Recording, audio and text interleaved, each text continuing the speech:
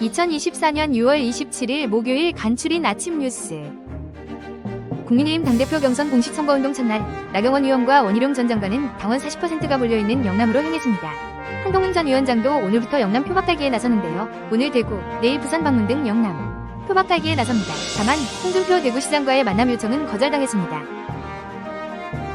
국회는 오늘 본회의를 열어 여당 몫의 국회부의장과 남은 7명의 상임위원장을 선출하며 원구성을 마무리합니다. 22대 국회가 문을 연 지 28일 만으로 정식 개원식은 다음 달 5일 열립니다.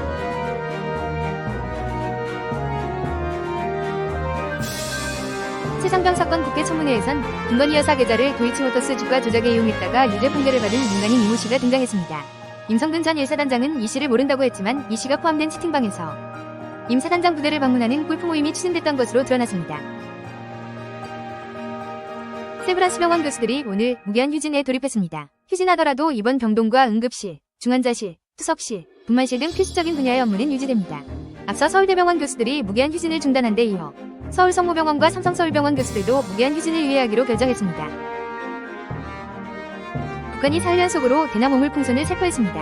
합참은 어제 오후 9시 13분쯤 국방부 출입기자단에 문자메시지를 보내 북한이 대남 오물풍선 수정을 또다시 부양하고 있다고 밝혔습니다.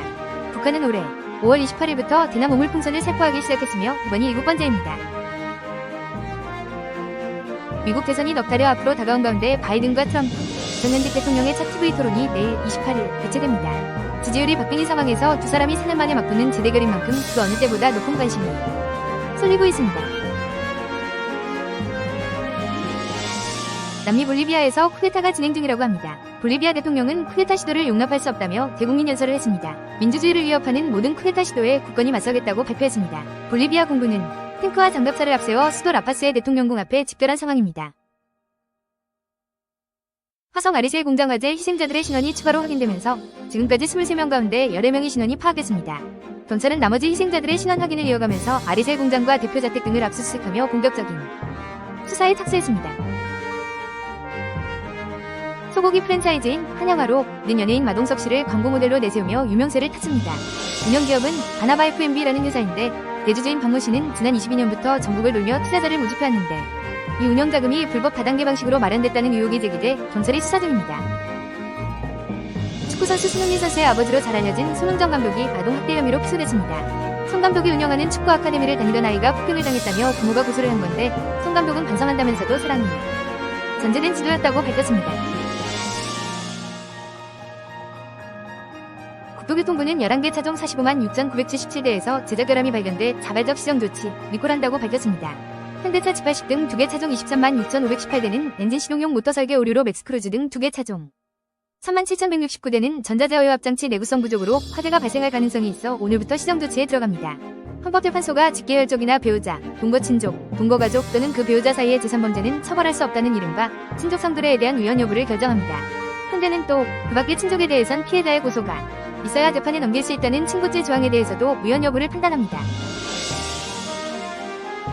현재 기업의 이사가 직무를 충실히 할 의무는 회사에만 적용되는데 주주까지의 그 책임을 확대하는 상법 개정을 두고 금융당국과 재계가 충돌했습니다. 금감원장은 자본시장 선진화를 위한 필수 조치라고 지적한 한편 재계는 정상적인 경영이 어려워질 거라고 반발했습니다. 오늘부터 전국 14개 시도에서 청년과 신혼 신생아 가구를 위한 매입 임대주택 입주자를 모집합니다. 모집 규모는 청년 2,845호, 신혼 신생아 가구 1,432호 등 모두 4,277호로 신청자 자격 검증을 거쳐 이르면 올해 10월 초부터 입주할 수 있습니다. 수도권 광역급행철도 GTX-A 노선의 구성역 운행이 모레 시작됩니다. GTX-A 열차로 구성역에서 수서역까지 14분이 걸리고 동탄역까지는 7분이 걸려 기존 수인분당선이나 자동차보다 이동시간이 크게 줄어듭니다. GTX-A 구성역은 수인분당선 구성역과 지하 연결 통로로 환승할 수 있고 수도권 통합 환승 할인이 적용됩니다. 단순한 조작만으로 즐길 수 있고 게임을 꺼둬도 캐릭터가 알아서 성장하는 이른바 방체형 게임이 요즘 인기입니다. 게임 원이도 쌓입니다. 1990년대 인기를 끌었던 가상의 애완동물 키우기, 다마고치, 게임과 방식이 비슷합니다. 제작 기간이 짧고 비용도 적게 들어 최근엔 대형 게임사들까지 방체형 게임을 내놓고 있습니다. 지적장애에는 포함되지 않지만 또래 친구들과 함께 같은 수업을 듣고 이해하는 데 어려움을 겪는 아이들을 경계선 지능학생, 또 느린 학습자라고도 합니다. 지난해 교육부가 처음으로 초등학생 35만 6천여 명을 대상으로 조사한 결과 1만 6,400여 명으로 4.6%가 경계선 지능학생으로 분석됐습니다. 11회 연속 월드컵 본선 진출을 노리는 우리나라 축구대표팀의 아시아 3차 예선 상대팀이 오늘 결정됩니다. 2026 피파 북중미 월드컵 아시아 3차 예선 조 추첨은 우리 시간으로 오늘 오후 4시 말레이시아에서 열립니다. 1분, 이란과 1번 포트에 속한 우리나라는 2번부터 6번 포트까지 각각 한 팀씩 만나게 됩니다.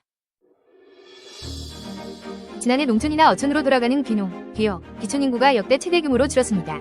귀농과 귀역 가구는 각각 17%, 24.7% 급감했고 귀촌 가구는 3.9% 줄었습니다. 코로나19가 유행했던 당시 증가했던 귀농 귀촌 인구는 2022년을 기점으로 하향 곡선을 그리고 있습니다.